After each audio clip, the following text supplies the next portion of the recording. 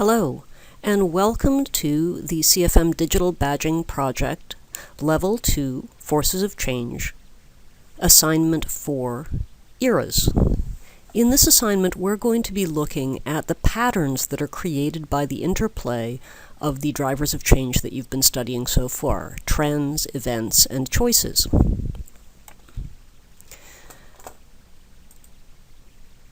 Now, in future studies, we look for patterns that we call eras. Each era in an area of endeavor, like transportation or food production, is marked by a given dominant technology. So, for example, if you look at transportation, we started out with the era in which the dominant form of transportation was our feet, and then we made the marvelous discovery that co-opting other animals' hooves made us even faster and more mobile. And then we invented mechanical transportation, including trains.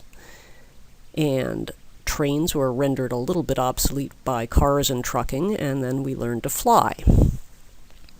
Now, in none of these eras did the old technology completely disappear when the new one was invented. We're still walking around, we're still riding horses. It's just nobody expects transporting goods by horseback to be the most efficient and effective way to get things there.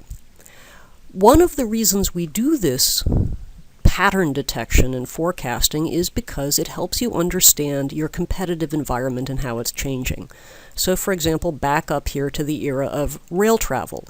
So the heyday of the railroads in the U.S. in the 19th century, fortunes were made and fortunes were lost. And in the end, most of the big railroads went broke because they mistakenly saw themselves as being in the business of running railroads, not as in the business of transporting goods and people. So when the dominant technology became highways and cars and trucks, they were left in the dust.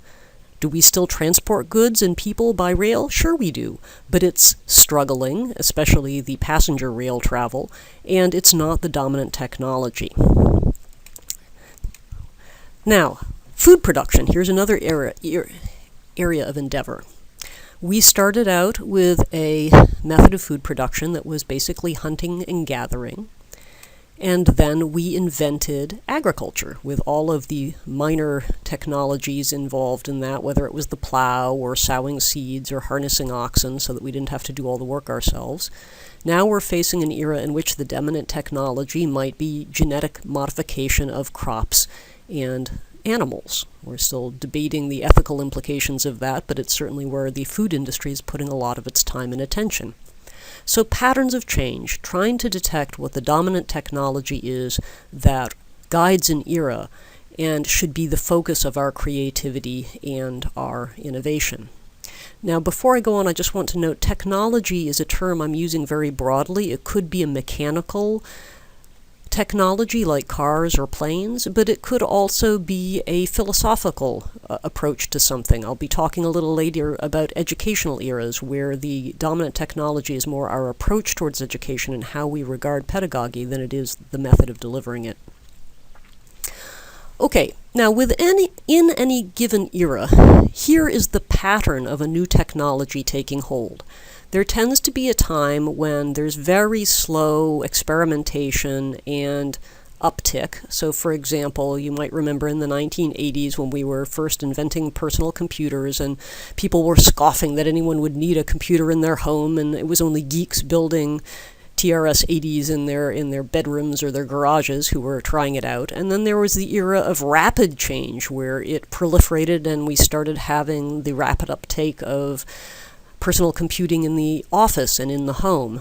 And then at some point, any dominant technology reaches a plateau or a stagnation point, which may or may not mean it's not working anymore, but people aren't able to drive the next set of innovation, the next big growth. It's not producing a lot of new things. We can pour a lot of resources into experimentation and not get a big payoff. So here is an overlay of a bunch of successive eras of transportation. We could start out, let's look at how these eras affected speed. We start out with running, and then we focus on wheels in the form of bicycles, and then we get to motoring, which takes us even faster, and then we take to flying, which gets us to supersonic speeds, but notice in each of these areas of endeavor, we got to a point of diminishing returns. Are people still running faster and faster? Yes, actually, the Olympic winning times go up every year and decade to decade, but it's plateauing. The improvements get smaller and smaller. Same with each of these other technologies. All right, so those are successive eras. I want to just review this pattern again to fix it in your brain. In the life cycle of any given era of a dominant technology, if you look at the amount of change that's taking place within that endeavor over time, you start out with a period of slow change, and notice that one of the things that happens when we're in this period is people tend to assume that things are always going to continue at that rate, so we underestimate the speed at which change is taking place. For example, we might say, oh, it's going to take another 100 years before we have integrated biocomputing where a chip lives in my head and tells me what I need to know. Then there's a period of rapid change where people tend to overestimate how fast things are changing. Maybe that's actually the era I'm in now, where I'm saying that I expect there to be a chip in my head in a dozen years that's going to feed information directly to my brain. Maybe I'm being wildly optimistic. And then you have the plateau, where people struggling furiously and pouring more resources into an endeavor. And what they're really waiting for at this point is a disruption that leads to the next era. What is the new technology that's going to break onto the scene and is going to be where you can put in a good deal of effort and have it pay off?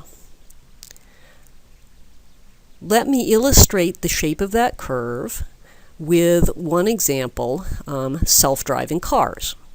So the DARPA Grand Challenge, the Defense Department's research wing that actually resulted in the invention of the internet, if you remember, back in the mid-2000s, began to challenge people to create a workable self-driving car.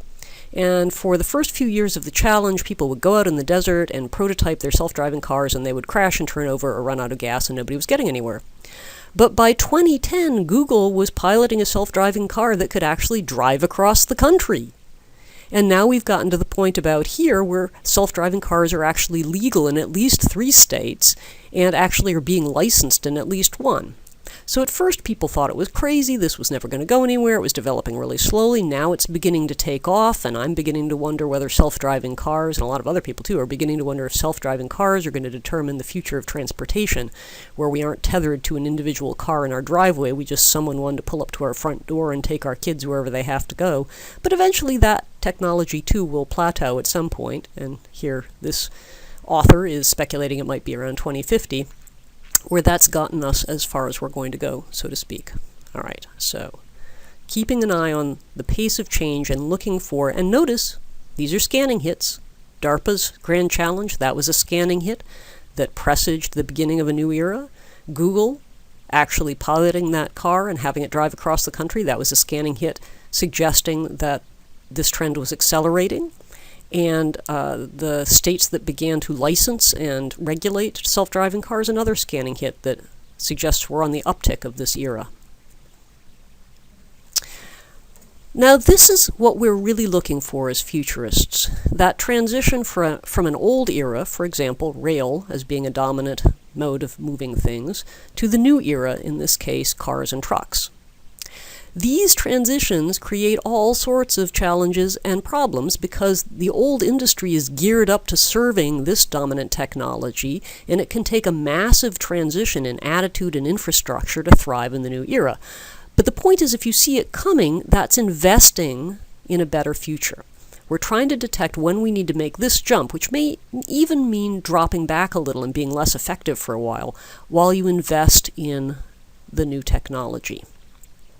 Old era, notice when it's petering out and no longer being so quick to change, giving you a lower payoff on your investment.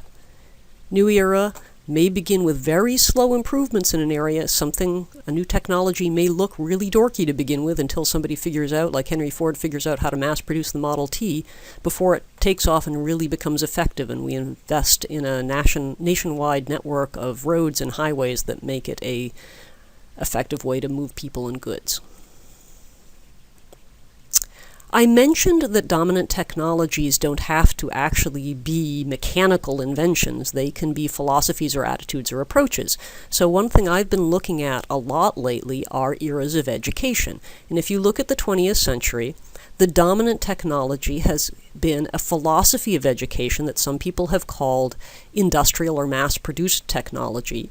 And it hasn't changed. That dominant technology hasn't changed much between the beginning of the century, when we started putting kids into classrooms and teaching them all in groups with a standardized curriculum, with a teacher standing there and saying, here's what you're going to learn, and then graduating them on to the next grade, and so on and so forth, until they pop out with a high school diploma and then go on to higher education.